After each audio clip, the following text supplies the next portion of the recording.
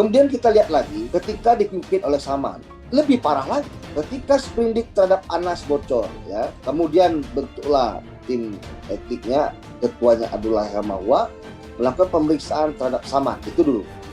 Kemudian ternyata diakui bahwa itu adalah kebocoran sprindik yang sebelumnya belum dikirim tapi sudah menyebar kemana-mana.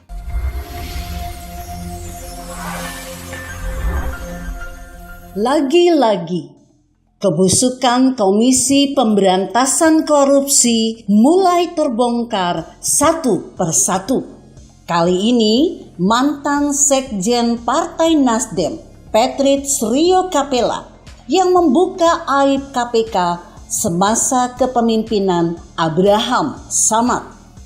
Hal tersebut diungkap Rio Capella pada kanal YouTube RKN Media yang berjudul Rio Capella Bongkar Sisi Gelap KPK Part 1. Rio Capella mengungkap banyaknya barang sitaan KPK di zaman Abraham Samad yang tak jelas juntrungannya.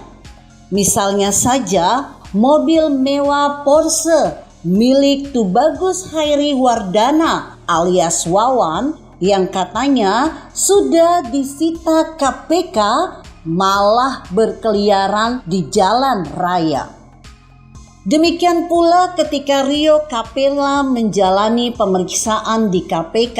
Ia melihat pengumuman barang sitaan yang dilelang KPK justru dipasang dalam ruangan kantor KPK dekat ruangan penyidik, sehingga publik tidak tahu kapan waktu pelelangannya. Dilelang tanah 2 hektar di Sukabumi. Pemiliknya adalah Lutfi, ketua PKS. Siapa yang baca? Penyidik. Gak mungkin orang bisa masuk ke akses lantai 2, lantai 5. Itu ruang pemeriksaan, ujarnya. Kesaksian Rio Capella ini ketika diperiksa oleh KPK selama 6 bulan mondar-mandir di ruang penyidik. Jadi kerjaan saya 6 bulan di KPK, saya amati ini bagaimana dia kasih pengumuman hanya untuk kalangan dia sendiri. Ini yang beli antar mereka atau orang yang mereka cari-cari.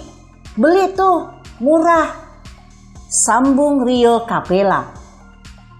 Persoalan dalam tubuh KPK itu sebenarnya sudah dari dulu, ujar Rio, seperti dikutip dari ermol.id. Namun pada waktu itu belum ada dewan pengawas di tubuh KPK. Hanya ada kode etik yang dibuat ketika adanya pimpinan atau pegawai yang melakukan pelanggaran.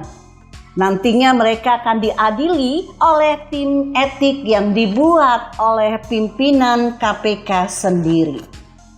Saya contohkan misalnya begini. Ribut-ribut pertama itu adalah soal tentang Bibit Chandra pada waktu itu. Bibit Chandra juga melakukan hal yang sama. Melakukan pertemuan dengan Nasaruddin, kemudian mengembalikan uang ke rumah Nasaruddin melalui satpam setelah ribut. Pertemuan misalnya dengan tersangka. Itu semua diakui oleh Bibit Chandra, urainya. Hal tersebut, kata Rio, menunjukkan bahwa mekanisme kontrol terhadap pimpinan maupun pegawai KPK tidak ada. Namun semua orang tutup mata pada kesalahan yang dilakukan oleh Bibit Samad Rianto dan Chandra M. Hamzah yang merupakan mantan pimpinan KPK tersebut karena menganggap bahwa KPK adalah benar. Dalam artian, isi KPK tidak boleh dikontrol atau diganggu. Itu sebuah anomali. Kalau tidak ada kontrolnya, boleh kita diberi kekuasaan, tapi kan ada batasnya, terang Rio. Selain itu, persoalan yang dilakukan oleh pimpinan KPK lalu juga terjadi pada Abraham Samad. Bahkan katanya lebih parah dari sebelumnya.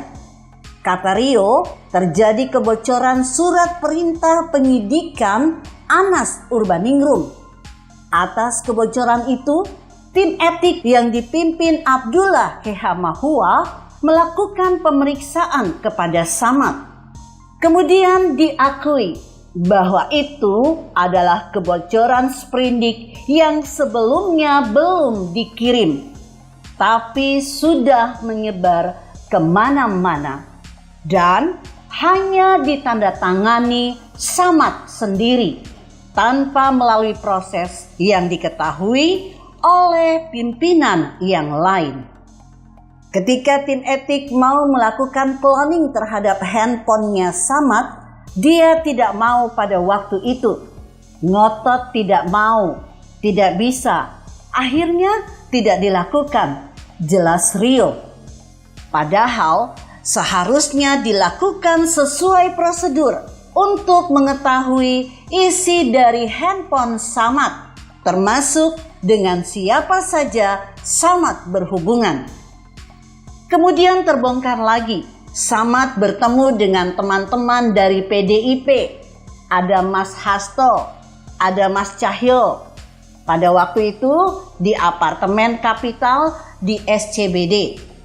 Ketahuan dan menjanjikan bahwa Emir Muiz akan mereka hukum ringan dan sebagainya. Itu diakui sendiri oleh Mas Hasto. Tutu Rio. Dengan beberapa kejadian KPK masa lalu, kata Rio, beberapa persoalan hilang begitu saja karena tidak adanya kontrol. Hal itu berbeda pada saat ini yang sudah adanya Dewas KPK.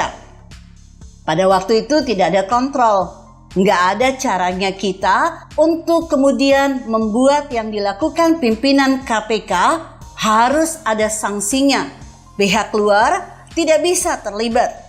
Yang bisa terlibat adalah pihak kode etik yang ditunjuk oleh pimpinan KPK. Pungkas Rio. Seperti diketahui, Rio Capella divonis 1 tahun 6 bulan penjara oleh Majelis Hakim Pengadilan Tindak Pidana Korupsi. Ia dianggap terbukti menerima hadiah dari Gubernur nonaktif Sumatera Utara Gatot Pujo Nugroho dan istrinya Evi Susanti untuk mengamankan kasus dugaan korupsi dana bantuan sosial di Kejaksaan Agung. Selain itu, Rio Capella diwajibkan membayar denda sebesar 50 juta rupiah subsidiar 1 bulan kurungan. Jika Anda berpendapat lain, berikan komentar Anda di kolom komentar. Saya Emma, Karisma 90.